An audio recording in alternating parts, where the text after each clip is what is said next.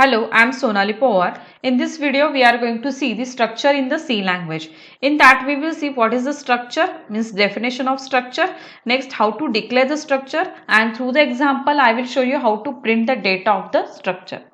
Next, we will see, suppose I want to make an array as a member of structure, that then how we can do that. And at the end, we will see how we can declare the array of structure. So let's start. First, we will see what is the structure. You can say structure is a collection of elements that can have a different data type. So how can I declare or how I can make a group of such elements? So for that you have to use the struct keyword.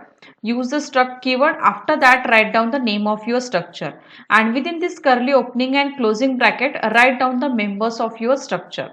To write the member, first you have to specify the data type of your variable or data type of your member. After that write down the name of your variable. For example, struct is a keyword. After that student is the name of your structure, and within this opening and closing bracket I have written the two members, int roll number, this is a one member, and second member is a char name. And within the square bracket I have written the 10. It means here name is a variable which able to store maximum 10 characters. Now next thing is, when you write this structure, it will not allocate the memory, but when you declare the variable of type structure, then only it allocates the memory. Now there are the two ways to you can say declare the variable of the structure. First way is write immediately after the completion of your structure. It means I have written here S1 and S2. These are the two variables of type struct student. This is the one way. Second one way is you have to write down struct student, and after that write down the name of your variables. So through the program I will show you how to do that. See, I have written one program here. In that I have declared one structure, struct student. Student is the name of my structure. After that I have written the two data members, roll number and name. Next thing is, I have directly written here S1, and here S1 is a variable, and you can directly initialize this structure. Use the equal to sign, and after that within the bracket write down the values. Here 11 is will store into the RNO, and for the name, suppose I want to store the Sonali, it will store the Sonali into the name variable. Now next thing is, I have directly initialized this variables. So suppose I want to print that data. Through the dot operator you are able to access the data. Here I will not say only RNO, but I will say that S1 dot RNO. It means I want the roll number of S1. S1 is a structure. Here S1 will be the structure, but from the S1 I want the roll number. So through the dot operator I will access the members of my structure. After that I will return the S1 dot name, is I am going to print the name part of my structure S1. So it will print this 11 and Sonali onto the screen. I will show you the output. So it printed the 11 and Sonali. Suppose here I don't want to write, or I don't want to declare the variable here, then just write down the semicolon here, and afterwards suppose I want to declare the variable, that time again use the struct keyword and write down name of your structure. So I will say struct student, and after that write down the name of your variable. Both ways are correct. I will just show you the output. It shows the roll number 11 and name is Sonali. Both ways are correct. Now suppose I don't want to directly initialize the value. I want to take the values from the user. For that I will use the scanf statement. First I will say that printf enter RNO and name. So user will get to know that I have to enter the roll number and name, and through the scanf I will read that data. So use the %d because data type of roll number is integer, and after that use the %s to read the string. And here I will say that ampersand. So don't write RNO only, it is a part of S1. So write down S1 dot RNO, and after that write down S1 dot name. I will just compile it, no errors, run it. Enter roll number and name. So I will enter suppose 23 and name is Harsh. So it said Aryano is 23 and name is Harsh. So it read the data successfully and also it printed the data successfully. So this is the way to read the data into the structure and print the data of the structure. Now next thing is I will tell you, suppose I just declare the pointer of the structure. So how to declare the pointer? First write down the data type struct student star p. So p is a pointer of type struct student. It means it is able to store the address of the structure student. It is able to store the address of student structure. So suppose I just declare the p and afterwards I said that p is equal to store the address of S1. Is able to store the address of another structure. So here I am saying that store the address of S1. Now here you are able to access the data members of the S1 through the P also and through the S1 also. Here I have written through the S1 how can I access the roll number and name. Suppose you want to access this parts through the pointer, then instead of S1 dot RNO just write down P points to RNO. It means here I will say that P, don't use dot operator here with the pointer, use this points to operator, and here also I will say that P points to name. So when you are reading or printing the data of the structure through the pointer, that time don't use the dot operator, use the points to operator to fetch the elements or members of your structure. Here also you can use that pointer, use the P points to operator, and here also I will say that P points to operator. Let me compile it and execute.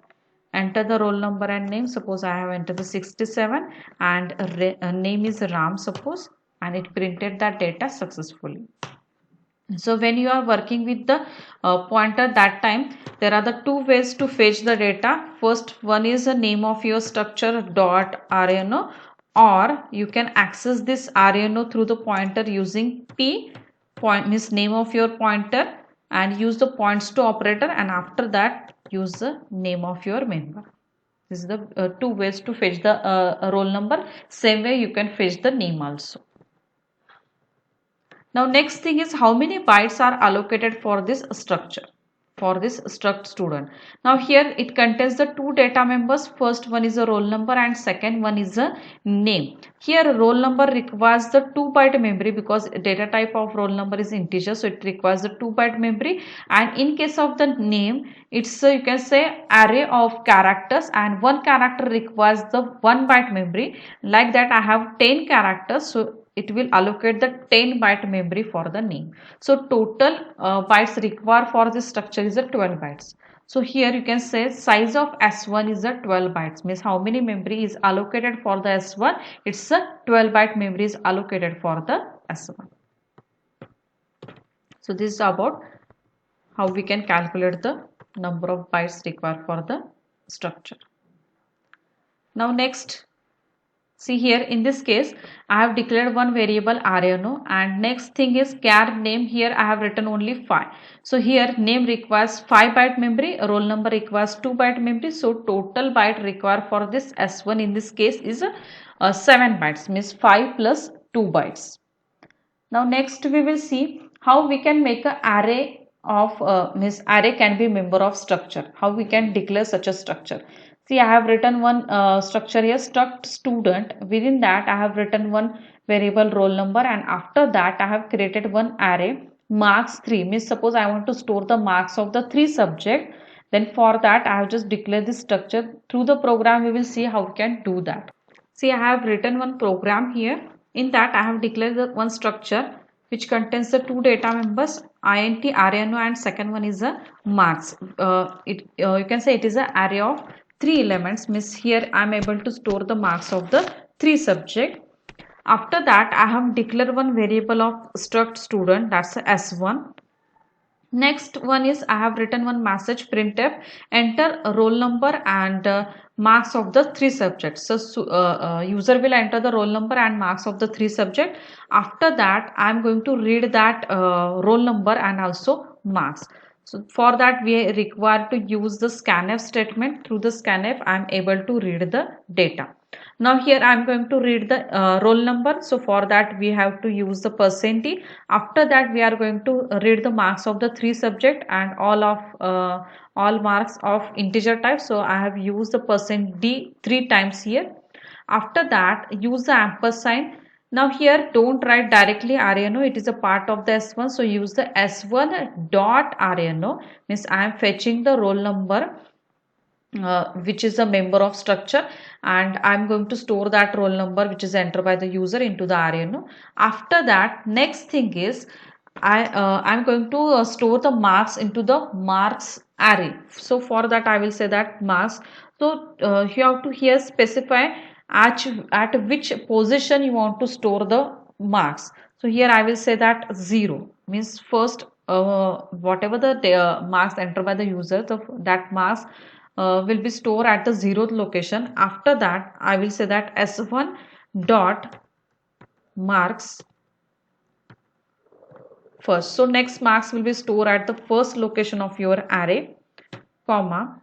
Don't write only marks to write down S1 dot, because it is a part of your structure. So say S1 dot marks. Now next thing is I want to suppose print this marks which is entered by the user. So I just consider the first marks, means 0th position पे जो भी marks है, the marks which is present at the 0th location, that will be marks of the math subject. Next is of stat subject, and last one is at the of computer subject. So for that I have written one message here. RNO means roll number is equal to, it will print the roll number. After that I have written maths is equal to, it will be printed as it is. After that I have written the %d. It means I have to specify what I have to print at the position of the %d. Here I will say that use the marks array, and in that print the 0th location value of my array.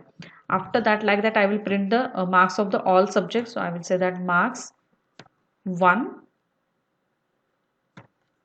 S1 dot marks 2. So like that I am able to print the you can say values of the array which is present into your structure. Now next I will compile this program and I will execute it. Enter roll number and marks of the 3 subjects. Suppose I enter the 11, it's the roll number. After that I will enter the marks 56, 78 and suppose 66. Just a minute. We have to use the ampersand here, then only it will read the data, because marks are the integer. Now again compile the program and execute the program. Roll number, suppose 11 is a roll number. After that 34, 56, 78, these are the marks. So it has stored that data successfully in your structure, and it also printed that data. So this is the way to read and print the data from the array. Now next point we will see how we can declare the array of structure. So for that I have suppose declare one structure here, struct stock. Within that it contains the 3 data members: atom name, number of atoms and price. And after that how can I declare the array of structure? For that you have to write down struct keyword, then name of your structure. After that write down the name of your array. So here S is my array of type structure. So S, and in the bracket I have written 5. It means it is able to store the 5 record. Each record has its atom name, number of atoms and price. These are the values the S is able to store. Now here when I am talking about the first record, how can I fetch the values of the first record? To access the values of the first record, you have to use the S of 0 dot atom name. So it will access the pane. After that I will use the S of 0 dot number of atom. It means it will print the 100. And when I say that S of 0 dot price, that time it will print the 10 values. So suppose I want to access the third record. That time I will say that s of 2 dot atom name, it means it will print the notebook. When I say that s of 2 dot number of atom, it will print 150. So like that I am able to access the elements of my array of structure. Through the program we will see how we can do that.